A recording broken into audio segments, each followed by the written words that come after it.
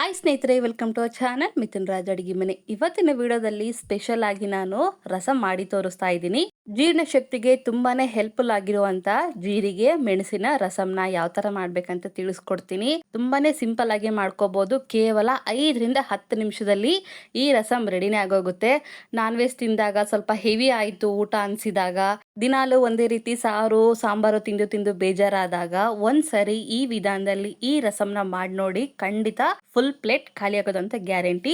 ಮೊದಲನೇದಾಗಿ ನಾನು ಒಂದು 6 ಟೊಮೊಟೊನ ನೀಟಾಗಿ ತೊಳೆದ್ಬಿಟ್ಟು ತಗೊಂಡಿದ್ದೀನಿ.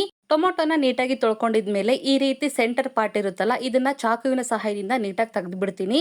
ಈ ಒಂದು ಪಾರ್ಟ್ ಏನಿದೆಲ್ಲ ನಮ್ಮ ಆರೋಗ್ಯಕ್ಕೆ ತುಂಬಾನೇ ಹಾನಿಕರ.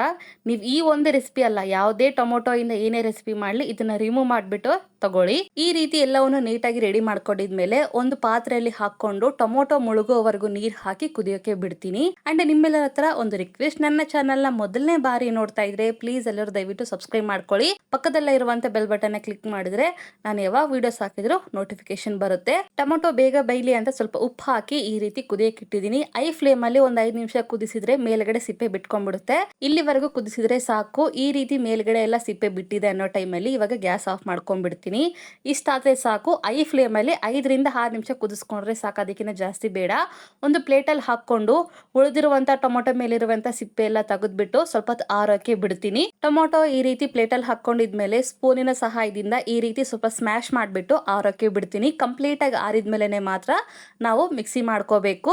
ಎಲ್ಲವನ್ನು ಈ ರೀತಿ ಸ್ಮ್ಯಾಶ್ ಮಾಡ್ಕೊಂಡು ರೆಡಿ ಮಾಡ್ಕೊಂಡು ಇಟ್ಕೊಂಡಿದ್ದೀನಿ.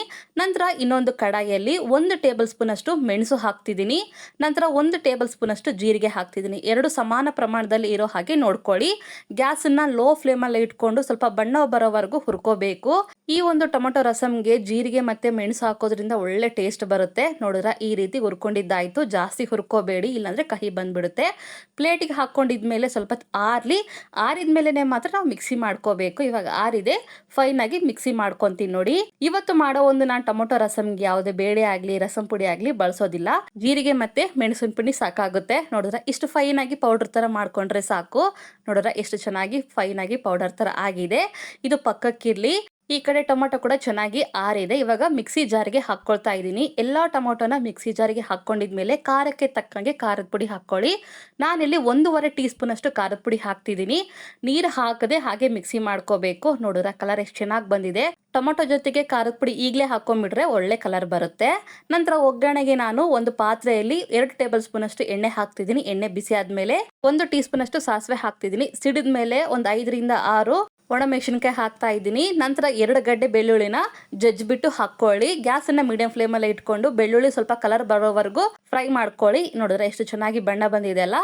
ಇಂಥ ಟೈಮಲ್ಲಿ ಗ್ಯಾಸ್ ಅನ್ನ ಲೋ ಫ್ಲೇಮ್ ಅಲ್ಲಿ ಇಟ್ಕೊಂಡು ಮಿಕ್ಸಿ ಮಾಡಿರುವಂತ ಟೊಮೊಟೊ ಪ್ಯೂರಿನ ಹಾಕ್ತಾ ಇದ್ದೀನಿ.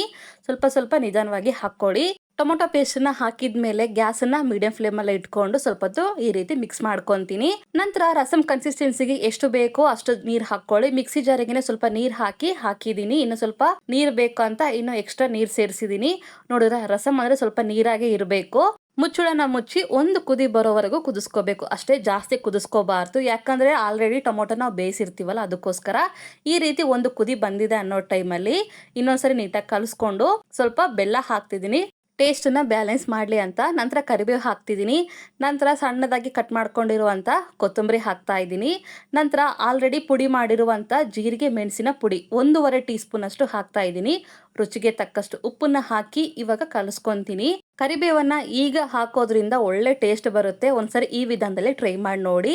ಇವಾಗ ಮುಚ್ಚಳನ ಮುಚ್ಚಿ ಒಂದು 5 ರಿಂದ 10 ಸೆಕೆಂಡ್ ಅಷ್ಟೇ, ಜಾಸ್ತಿ ಕುದಿಸ್ಕೋಬಾರ್ದು. ಇವಾಗ ಓಪನ್ ಮಾಡಿ ಗ್ಯಾಸ್ ಆಫ್ ಮಾಡ್ಕೊಂಡ್ಬಿಟ್ಟು ನಿಮಗೆ ತೋರಿಸ್ತಾ ಇದ್ದೀನಿ ನೋಡಿ. ಎಷ್ಟು ರುಚಿಯಾಗಿರುತ್ತೆ ಅಂತಂದ್ರೆ ಊಟನೇ ಬೇಡ ಅನ್ನೋರು ಫುಲ್ ಪ್ಲೇಟ್ ಖಾಲಿ ಮಾಡ್ತಾರೆ. ಸ್ವಲ್ಪ ತಿನ್ನೋರು ಜಾಸ್ತಿ ಪ್ರಮಾಣದಲ್ಲಿ ಊಟ ಮಾಡ್ತಾರೆ. ಬಿಸಿ ಬಿಸಿ ಅನ್ನಕ್ಕೆ ಈ ರಸಂ ಹಾಕೊಂಡು ತಿಂತಾ ಇದ್ರೆ ಆಹಾ ಅನ್ಲೇಬೇಕು, ಅಷ್ಟು ರುಚಿಯಾಗಿರುತ್ತೆ. ಯಾವುದೇ ಬೇಳೆ ರಸಂ ಪುಡಿ ಎರಡನ್ನೂ ಬಳಸದೆ ಕೇವಲ 5 ರಿಂದ 10 ನಿಮಿಷದಲ್ಲೇ ದಿಢೀರಾಗಿ ಈ ರಸಂ ರೆಡಿನೇ ಆಗೋಗುತ್ತೆ. ಒಂದ್ಸರಿ ಟ್ರೈ ಮಾಡಿ ನೋಡಿ.